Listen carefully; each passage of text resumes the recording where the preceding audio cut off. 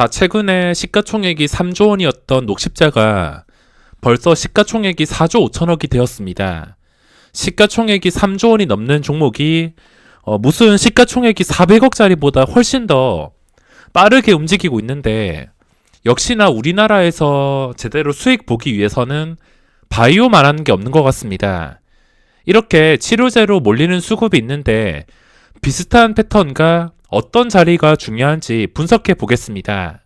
긴 말 필요 없이 시간의 거래량, 그리고 지금 수급 특이 종목과 최근에 거래량이 유지되는 종목들 위주로 살펴보겠습니다.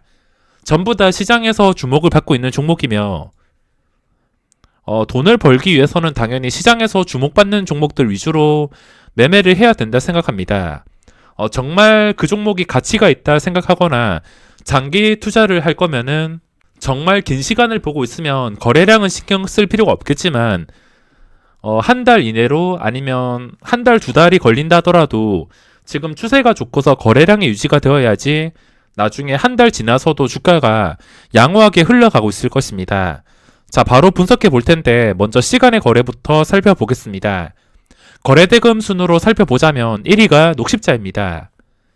최근에 장대양봉이 한번 나왔습니다. 요즘에 특히나 치료제 관련주들, 바이오 종목들, 일반 반도체나 다른 종목이었으면은 양봉 한번 뜬 다음에 그 다음에 음봉이 뜨거나 그 다음에 힘을 못 써가지고 거래량이 끊기면서 내려오는 경우도 많은데, 녹십자는 체감상 시가총액 4천억보다 훨씬 더 낮습니다.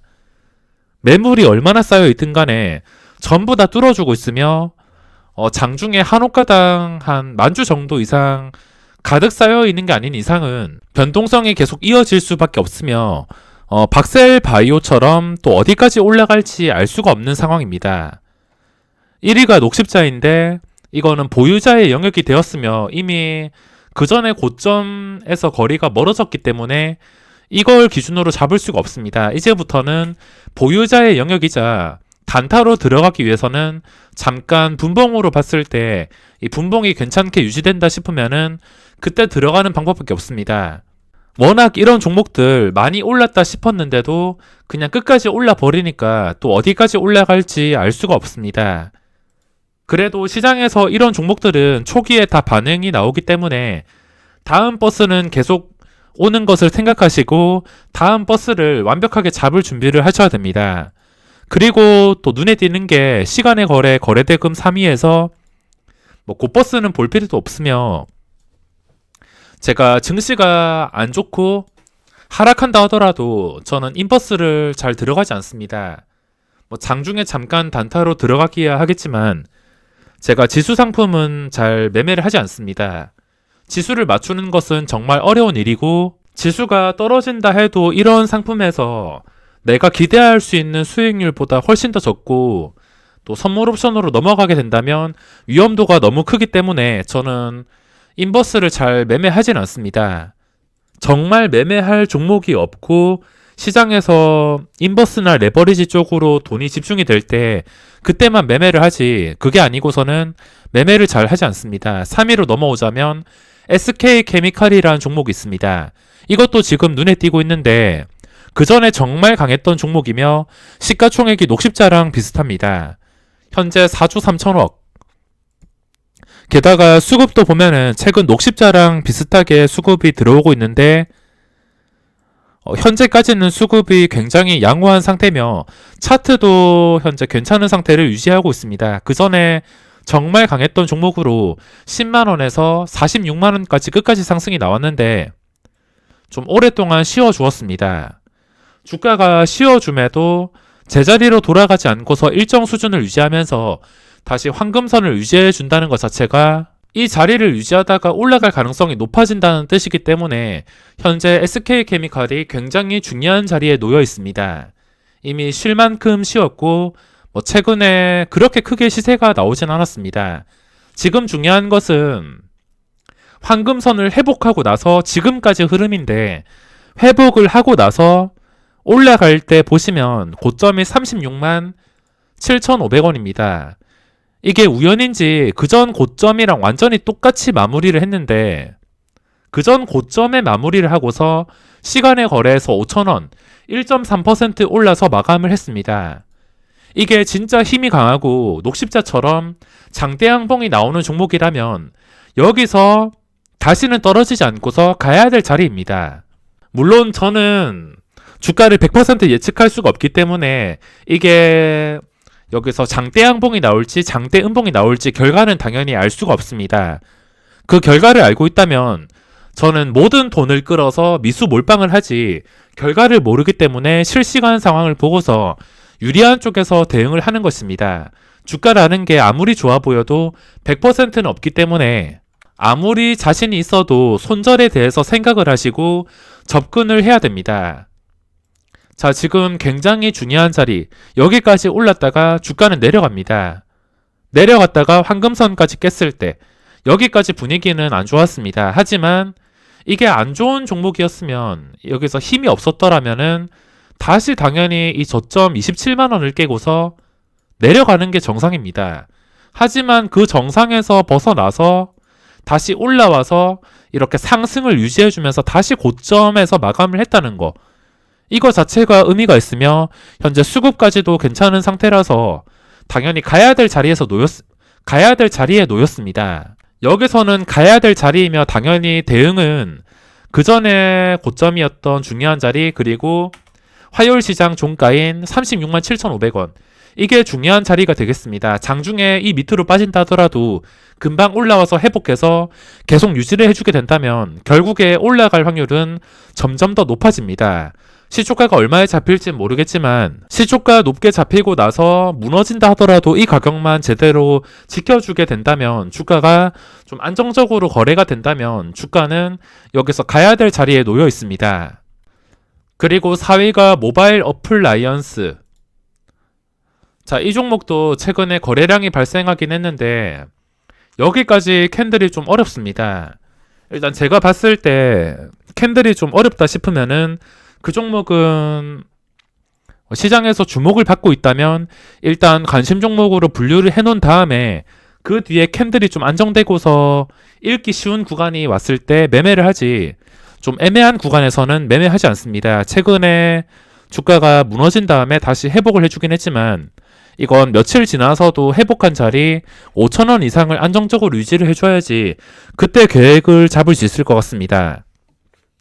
그리고 KPM테크, 역시나 이 종목도 치료제 관련주로 주목받던 종목인데 이때 주가가 많이 오른 다음에 최근까지 황금선 아래에서 거래가 되었습니다. 시간의 거래에서 상한가에 마감했다 하더라도 그전 캔들들이 다 마음에 들지 않기 때문에 이게 상한가에 마감을 한다 하더라도 장대 양봉이 나와서 고점 뚫어준다 하더라도 그전 구간이 별로 마음에 들지 않아서 접근할 계획은 없습니다. 그리고 피플바이오도 시간의 거래에서 2% 정도 올랐습니다. 자, 이거는 최근에 많이 올랐기 때문에 여기 들어가서 보유를 하는 것은 좀 위험할 수가 있지만 그래도 고점이 49,600원 그리고 5만원 호가 단위가 변하는 구간까지 있기 때문에 여기서 잠깐 탄력 받을 때 이용한다 하더라도 수익을 낼 수가 있습니다. 단 피해야 될 상황은 매수 대기 물량이 거의 없으며 위로 매물대가 좀 말도 안 되게 많다 싶으면 매매를 포기해야 될 수도 있습니다. 그리고 8위 셀트리온도 최근에 하락이 끝이 나고서 기관의 수급이 헬스케어까지 들어오긴 했지만 역시나 최근에 좀 오랜 시간 하락이 지속된 종목이기 때문에 상승한 다음에 또 오랜 시간 상승을 유지해줘야지 그때 생각을 해볼 수 있을 것 같습니다.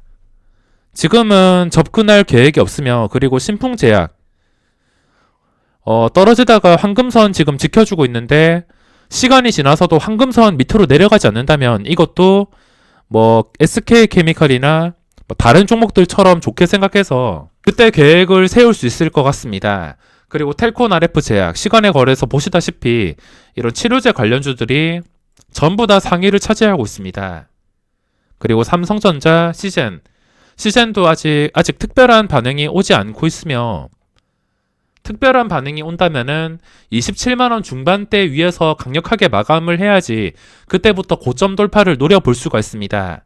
어차피 시장에서 여기서 돈이 몰렸다가 또 다음엔 여기서 돈이 몰리고 계속 번갈아 가면서 돈이 몰리다가 여기로 집중이 될 때가 있으니까 이게 집중이 되고서 좋은 상태라면은 당연히 27만원 중반 위에서 마감을 할 수밖에 없습니다. 아직은 특별한 점이 보이지 않기 때문에 매매 계획은 없으며, 그리고 제일약품,